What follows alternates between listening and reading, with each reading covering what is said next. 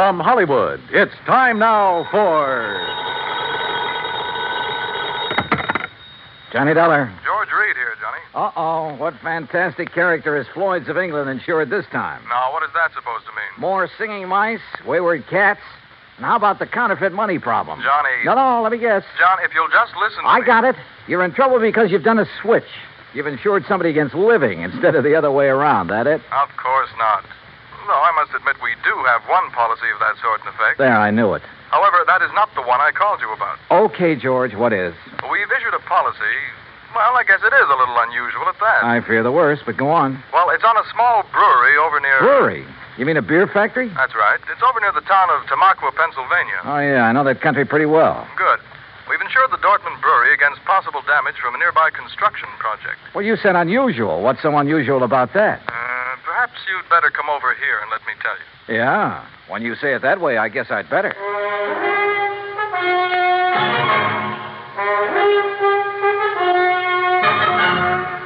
Bob Bailey in the exciting adventures of the man with the action-packed expense account. America's fabulous freelance insurance investigator. Yours truly, Johnny Dollar. And now, Act One of yours truly, Johnny Dollar.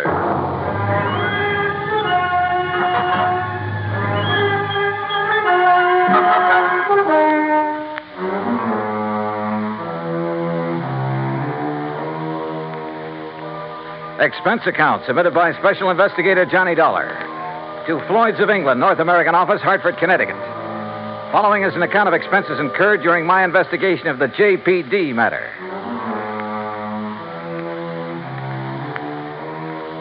Expense account item 1, $1.10, taxi from my apartment to George Reed's office, where he promptly dragged me over to a large map tacked to one of the walls. Here it is, Johnny, between the towns of Tamaqua and Frackville, Pennsylvania. On a little river that's called Pinxatawney Creek. Old Indian name, I believe. Uh-huh. The Dortmund Brewery is just about here. Yeah. Well, okay, I'll rent a car in New York and drive over there. Now, wait. By making a couple of train changes, you can get most of the way over there by rail. Anything to save the company a buck, is that it? Why not? When that freewheeling expense account of yours gets into operation. Okay. What's the face value of the policy? Coverage for the whole plant, $820,000.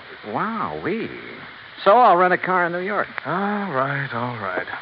Now, as I told you, we've insured the Dortmund Brewery against possible damage from the building of a plant right next to it. What kind of a plant? Competition.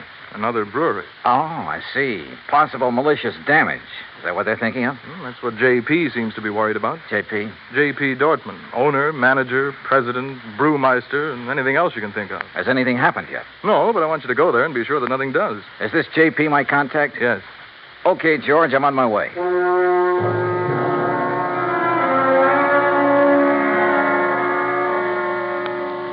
Expense account item 2, $935, fare and incidentals, Hartford to New York. Item 3, $50, deposit on a drive-your-own car. Item 4, 50 cents toll through the Holland Tunnel. I cut straight across the top of Jersey, crossed the Delaware at Phillipsburg, and finally pulled into the little town of Tamaqua shortly after 6 p.m.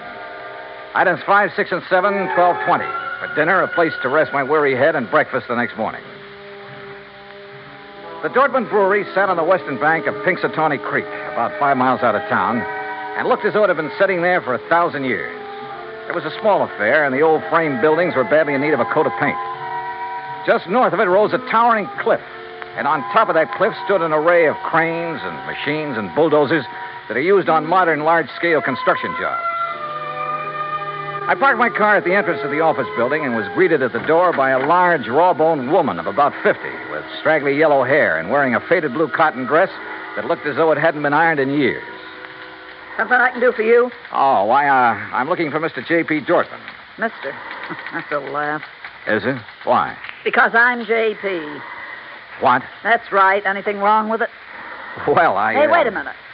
You another of those lawyers from that job up on the cliff come to fancy talk me about not having to worry in the world about what they're doing to me up there? No, and how I better mind my own business. What do you mean, no? My name is Dollar, Johnny Dollar. I'm here on behalf of Floyd's of England. The insurance company? Well, now, that's different. You come on into my private office, Johnny. Her private office was furnished with a battered walnut desk, some ancient filing cabinets, and a couple of straight wooden chairs. Nothing else. hardly the kind of an office you'd expect for the president of a company worth $820,000. There's nothing fancy about it, Johnny, because there's nothing fancy about any part of my brewery. But that isn't what counts. We've been here ever since my great-great-grandfather built it up. And all we've cared about is making the finest beer in the country. Gretchen? And we do make it, too. Gretchen, can't you hear me out? Yes, JP? Gretchen, I want you to bring Mr. Dollar a pitcher full and a glass. Yes, ma'am. Well, look, I'm afraid I'm not much of a beer You man. will be when you've tasted this. It's the creek that does it, you know, Pinxatawny Creek. Finest water for beer in the whole United States.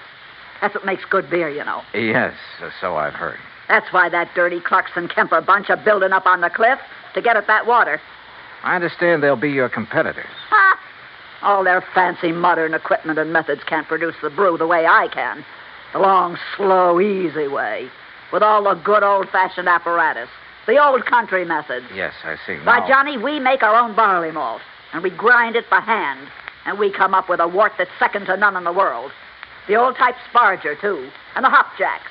And the finest strain of yeast there is. yes, I'm sure that 3 full months we age before we rack a drop. Sure, we take more time and more trouble, but we come up with a better brew. Better than any modern plant can ever make. Well, then what's your problem? They're getting ready to blast up on that cliff. Blast? A whole big chunk of it away. And when they do, that whole thing will come crashing down here. Thousands of tons of rock. Well, surely there's some state authority or something to prevent that. Oh, they've bamboozled the authorities. And your insurance company, too. They'll say it was an accident, a miscalculation. And when that rock comes crashing down here, it'll wreck this whole plant of mine. Well, you do have insurance, remember? It'll wreck all my fine old equipment that can never again be replaced because there are no such things anymore. Well, when's all this blasting supposed to take place? Who knows? Tonight, tomorrow, next week. Who knows? That soon? Yeah. So, Johnny, if there's anything you can do, you'd better do it now. What's insurance money if I have to lose this for it?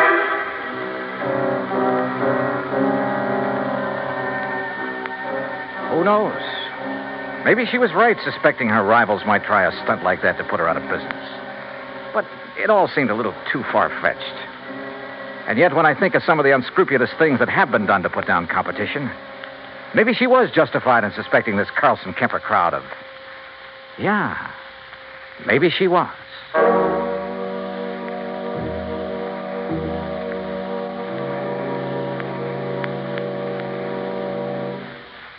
Act Two of yours truly, Johnny Dollar, in a moment. And now, Act Two of yours truly, Johnny Dollar, and the JPD matter. If JP Dortmund was right, if there was the least possibility she was right in her suspicion that Carlson Kemper would blast thousands of tons of rock down on a little plant in order to put her out of business, well, there was only one thing to do. I got back into my car and drove by a roundabout way up to the top of the cliff overlooking the Dortmund brewery. There in the middle of the vast array of heavy construction equipment, giant cranes, trucks, huge cement mixers, and so on, I found the main construction shack. And by a stroke of luck, one of the partners in the proposed new brewery, Mr. James Carlson. That crazy old lady's being absurd, Mr. Dollar. If you really want the truth, well, I think she'd welcome our smashing that antiquated brewery of hers out of existence. Is that what you plan to do, Mr. Carlson? Can you be serious? By blasting a few tons of rock off the face of the cliff into the river? Or a few thousand tons? Or a few thousand tons. Won't do that place of hers a bit of harm. You're sure? Of course I'm sure. Only thing I'm not sure of is why she stays in business. What do you mean by that? Well, she can't be making any money. The methods she uses were out of date in this country 50 years ago. The product's good, sure. But today, you've got to snowball. Did you know, Dollar, that out of the goodness of my heart, I offer to take that crummy plant of hers off her hands? Or because her location is better down next to the water supply? Oh, partly, sure. I offered her nearly $500,000 for her spot. 400,000 to be exact. But no dice. She just kept bothering us, trying to get out a lot of injunctions against our building there. I assume you have the necessary permits for this blasting operation. A whole drawer full of them. Hey, look at them yourself. At the same time, appreciate the volume of red tape necessary to do anything these days. But suppose that something should go wrong, that quite by accident, the top of that cliff should drop down on JP's brewery. Mr. Dollar, it's to obviate any such possibility that I called in one of the foremost blasters in the country, who, purely incidentally, is top man for one of the biggest makers of explosives in the world. You talk to him, Mr. Dollar. Maybe I will. Believe me, I can understand why you might not take my word for the safety of the operation we're about to undertake, but certainly you can't question his word. You say about to undertake. When? I believe he's planned the big blow-off for tonight. Tonight? Yeah, come on, I'll take you to him.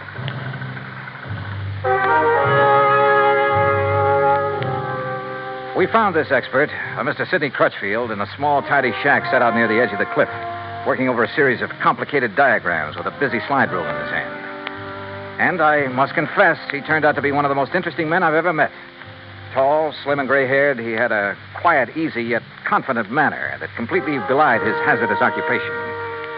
This was the man who had done the dynamiting for some of the biggest jobs in this country, had moved mountains and rivers in the construction of huge dams, had blasted the way for some of our vast highway networks. As you can see by the dates on these sheets, I finished planning this blast over 2 weeks ago. But I find that constant checking and rechecking never does any harm. Mr. Carlson tells me you plan to set off this blast tonight. Yes. Actually, I shall push the plunger at exactly 2 o'clock tomorrow morning. If Mr. Carlson is ready. Don't you worry about it, Mr. Crutchfield. We're moving the equipment and the shack's away right now. Excellent. And at the time of the blast, no one is to be here but me. That's what your contract says. And that's the way it must be. For safety, Mr. Crutchfield? Well, call it a fetish of mine. Uh-huh. And there'll be no damage to the brewery plant down below? I'll stake my reputation on it. Come, Mr. Dollar. If you like, I'll show you how I've made the sets for this blast. We spent the rest of the day inspecting every tunnel, shaft, and drill hole into which the explosives had been packed and fused. And the artistry of this man was evident from the word go. By 6 p.m., all the machines and shacks and equipment had been moved back from the edge of the cliff that was to be blown off. The place was deserted, except for Mr. Crutchfield and me. And now, you must get into your car and leave, Mr. Dollar. But if there's no danger... Please. I prefer it this way. Surely you're not still concerned about the blast? To be honest about it, no. Not one bit. And I wasn't, at the moment. Yeah, this amazing man simply couldn't do anything wrong. I would have staked my life on it. But by the time I'd driven the long, curving road to the Dortmund brewery below, had found the place not only deserted, but completely shut down, a funny little hunch began to grow in the back of my head. Even the office building was dark as far as I could see. With the help of a business card, I slipped the lock on the front door. And then I saw the thin streak of light under the door of JP's private office. I thought I heard something in there. The office was a shambles. Account books and papers scattered all over the place. A couple of cartons. The drawers of the crusty old files were open and, for the most part, empty. Somebody had been hastily packing and removing all the important papers. But why? I'm sorry, Johnny. Oh, what? Sorry. Oh! And you seemed like such a nice boy.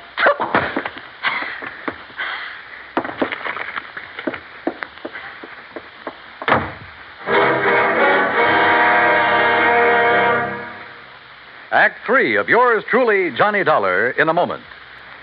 And now, Act 3 of yours truly, Johnny Dollar, and the JPD matter.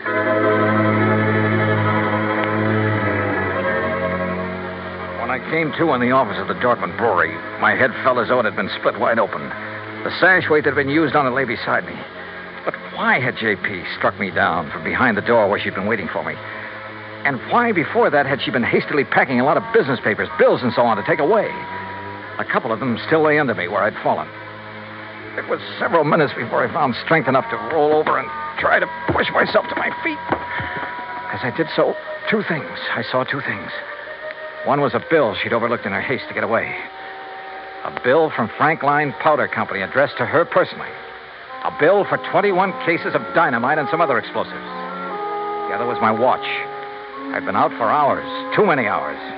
For according to my watch, it was 1:52 a.m., exactly 8 minutes before the tremendous dynamite blast on the cliff above was to be set off. And suddenly I knew where, somehow, by her plan, those thousands of tons of rock would land, and not harmlessly in the river below. And I knew why JP had left me here, so I'd be crushed by them.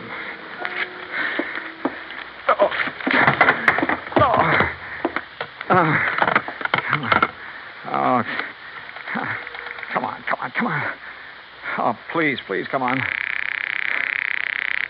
Hello. Oh, please, hello. Operator, this is emergency. Yes, sir. Hey, look now, I'm calling from Dortmund Brewery. It's between... Yes, I know where it is, sir. There's a big construction. Carlson Kemper, that's the name. Well, sir, Up on the cliff above this sir, brewery here. I'm sorry, but those lines were disconnected late this afternoon. What? But look, surely there's some way to... Operator. I'm sorry, sir, but there's no way to ring them. Oh, no. Oh, I've got to get out. I've just got to get out of here. Somehow I got to get out there and get it. Oh, no. Oh, please. I got to get in. I get in.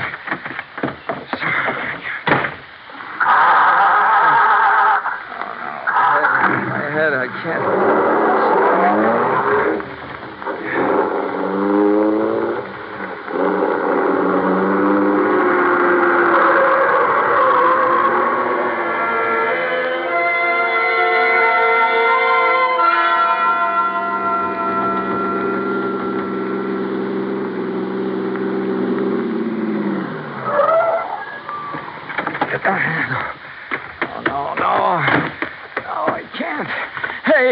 Hey, stop! Stop! Who's that? What are you Crutchfield! Stop! Dollar, Stop! what are you doing here? Don't do it! I thought I told you. I Don't was push to be that plunger! I'm sorry, Don't set Mr. off that Dollar. blast! That's no! exactly what I'm going to do right now. No, you're not. No. I'm sorry, Mr. Dollar. You have no right to interfere. You now stand back. hear what I said. Dollar, put down that gun. You touch that plunger, and so help me, I'll pull this Now, trigger. wait a minute. Dollar, what's the matter with you? Oh, What's happened to you, man? oh. Good heavens, man.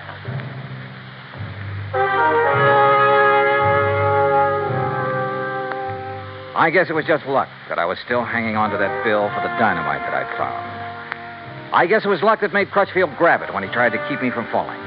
Made him look at it carefully by the light of his flashlight. But it was his good sense that kept him from going ahead and setting off that charge. When daylight came, he found the spot on the face of the cliff where JP had another charge planted. It was set to go off by concussion from the blast that Crutchfield had set. It would have diverted the rock from Crutchfield's blast to smack dab on top of her little beer factory. Nobody would ever have known who'd really done it. And JP would have collected $820,000 insurance for it. Incidentally, when the police caught up with her, which wasn't hard, they also found the book she'd taken from her office. Yeah, JP Dortmund was broke. Stony. Expense account total, including a handful of doctor bills for my aching head and all the incidentals I could think of, $204.80. Yours truly, Johnny Dollar.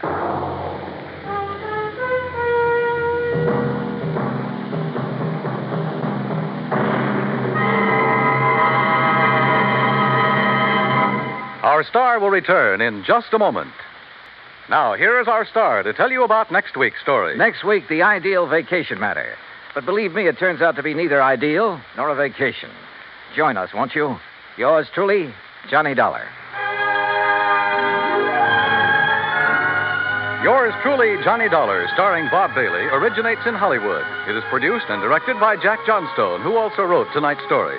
Heard in our cast were Eleanor Audley, Gene Bates, G. Stanley Jones, Alan Reed, and Austin Green.